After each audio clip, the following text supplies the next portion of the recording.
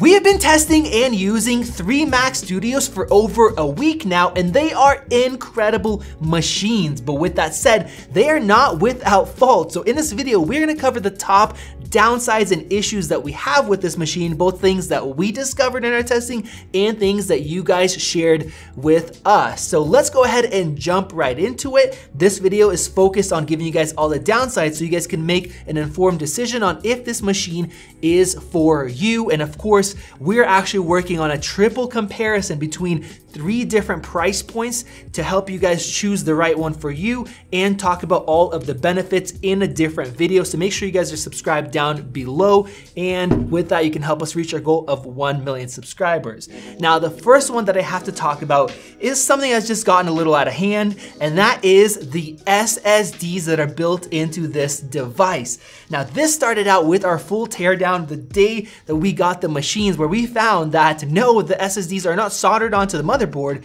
It is actually detachable. You could take the stick out, and not only that, there are actually 2 slots, one of which wasn't used. This got me saying that maybe and potentially in the future, you'd be able to upgrade your storage, where online Apple says that it's not user upgradable. So I thought, just like the Mac Pros, you'd be able to buy those SSDs from Apple, take it to Apple and have them replace it for you, because they definitely don't want you opening this thing up. There are a ton of screws, the power supply is exposed. You should not do that. Now, of course, this got crazy blown up in the media that the SSDs could be upgraded. And then when we found out that, well, it's locked down, there was a lot of disappointment. Now, we've talked about this in the past, that these are actually not full SSDs. These are storage modules which pretty much get linked together in order to create your SSD. So one, that is a downside. You cannot upgrade it, and we know that there is enough room inside of here. Apple could have added M.2 slots to allow you to upgrade that, or even just come out now and said, hey guys, this is getting blown out of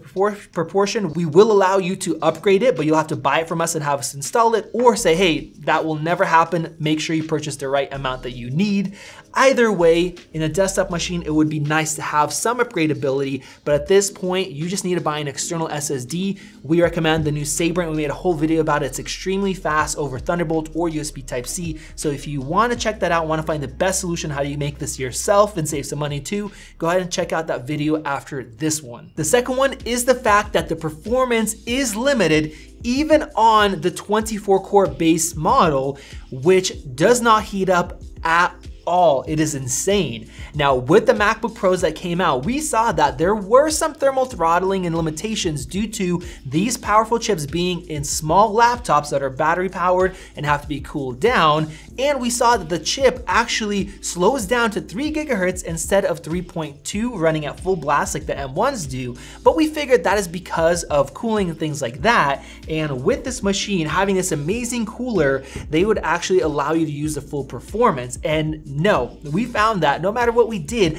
this $2,000 model actually ran slightly slower in certain tests than a MacBook Pro on battery power. It still had the same limitations, running at 3 gigahertz at full blast.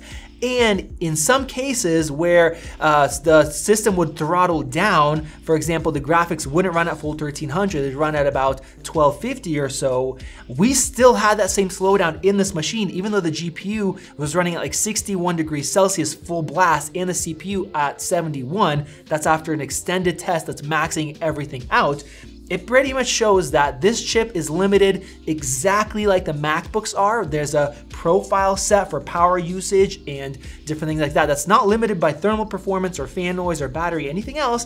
That's just how Apple programmed it. So they could have gave us more performance in this system, higher frequencies, no limitations, but they didn't. So either they want the performance to be the same across from the laptops or the desktops, or they're just keeping it capped so that when the M2 comes out, that will have a much bigger boost, both in terms of different architecture and improvements and core counts, and actually being able to clock up higher in frequency, which they definitely plan for as far as wattage and thermals. Now, the third one is the M1 Ultra. On stage, they showed off this beautiful, huge new chip and said that because of their interconnect with the crazy high bandwidth, the system sees this as one chip instead of 2 different graphics modules like SLI, for example, with NVIDIA, and so you get the full performance without any bottlenecks. Well, with our testing, we see that we're not getting proper scaling. And even worse, if you're buying an M1 Ultra and you're spending the extra to get the full 64 cores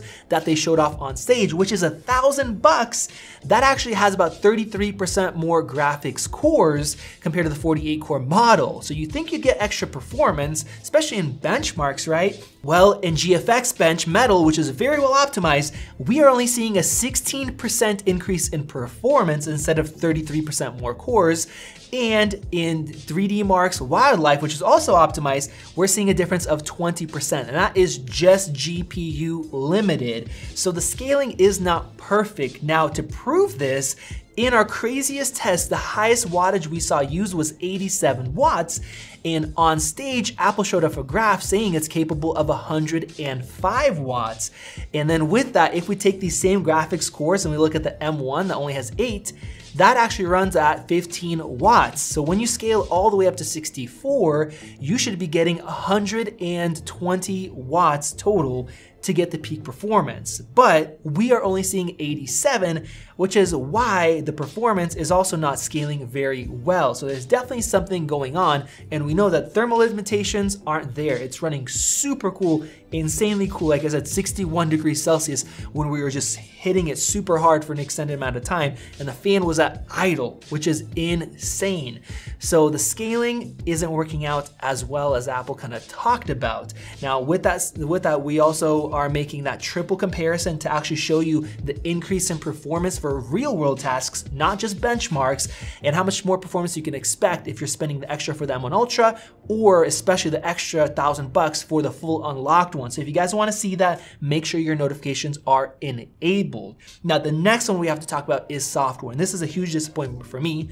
Software sees it as the same chip that they had before, just more cores, but we are not getting the best performance overall. We are doing our benchmark tests right now, and what we see is that Final Cut, it hasn't been updated for 4 months now, and all of the tests that Apple showed on stage as far as Final Cut and the performance of it, it was using pre-release software, whereas right now they have not given us those. They gave it to the reviewers that Apple sent the machines to, but not to the public. So right now the system's still locked down. It's been over a week and we don't have the software that can fully utilize it. So some software is being updated, but what I want to let you guys know of is that just because you're buying the best highest end hardware doesn't mean that you're actually going to be able to use all of that performance. For example, Affinity for photos, that is insanely fast, but it's also not taking advantage of the extra hardware. The scores are very similar to the 48 core. So make sure that you know that if you're buying a Mac Studio and you're buying the M1 Ultra, especially the highest end one, don't expect to get good scaling and don't expect your software to be able to make use of that performance just yet. Keep that in mind.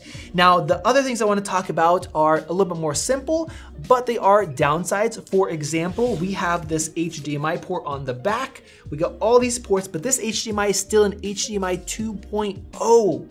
Now, I understand that on a Mac Mini or maybe a cheaper MacBook, that's not a huge deal. You have a lot of different connections and stuff like that, or you might upgrade it. It's more for the basic user. But if somebody's spending $5,600 or up to $8,000 on one of these machines, they're gonna have it for a long time. And Apple, they're not updating the HDMI. They could, and with that, their Bluetooth is older. Some of the other chips are older, and that's a bummer if you're gonna buy a system and have it for 3, 4, 5. Some people even keep these for 10 years.